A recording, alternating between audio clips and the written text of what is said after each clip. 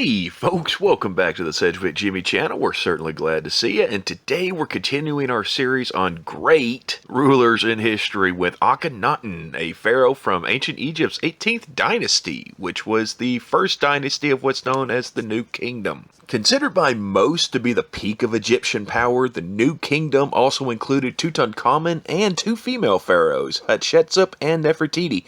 But we're here for Akhenaten, so let's just get into it. Akhenaten was born Amenhotep IV, son of Amenhotep III. I know, real big shocker there. And he may or may not have ruled alongside his father, which has been up for scholarly debate. According to the Egyptian Ministry for Antiquities, they co-ruled for 8 years until his father's death, at which time he was crowned pharaoh in the city of Thebes in 1351 BC. Once he was in power, he began his building projects, including a temple complex dedicated to Aten at Karnak, known as, and I'm going to butcher this as I often do, the Gempatan. Part of this complex, of course, was dedicated to his wife and queen, Nefertiti, because, well, let's face it, we all know he'd be sleeping on their version of the couch if he didn't do that. It was around the 5th year of his reign that he started to make some major changes. At this point, he became rather focused on the god Aten. He changed his name from Amenhotep IV to Akhenaten, which means effective for Aten. He also moved the capital from Thebes to a small isolated city in the desert called Amarna, renaming it Akhenaten. Basically, imagine if the President of the United States moved the capital from Washington, D.C. to a town of 1,000 people out in the Nevada desert. That's pretty much what we're talking about here. His religious changes were huge, taking Egypt from a polytheistic pantheon of gods, including figures such as Seth, Horus, Amen, and Osiris, and replacing them with one god, Aten, the disk of the sun.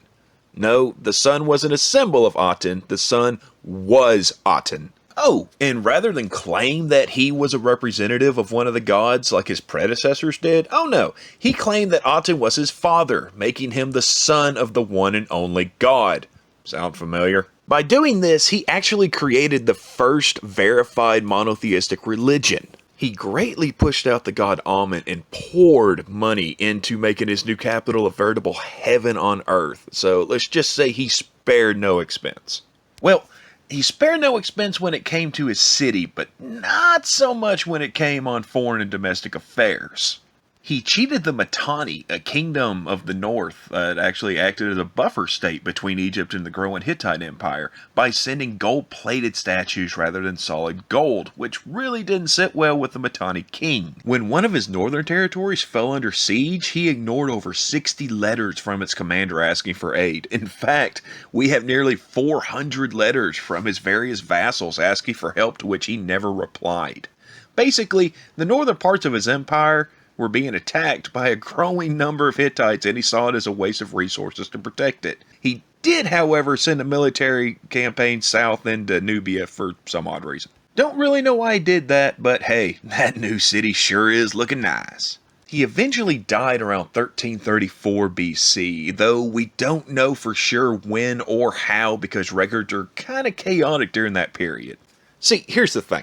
Rulers later found it was just easier to erase that period of history than it was to try to explain it. All of his changes were unmade, the capital was moved back to Thebes, and much of his tomb was intentionally destroyed, including his sarcophagus. The Amarna period of Egyptian history is pretty much that time in your early 20s that you'd rather not talk about.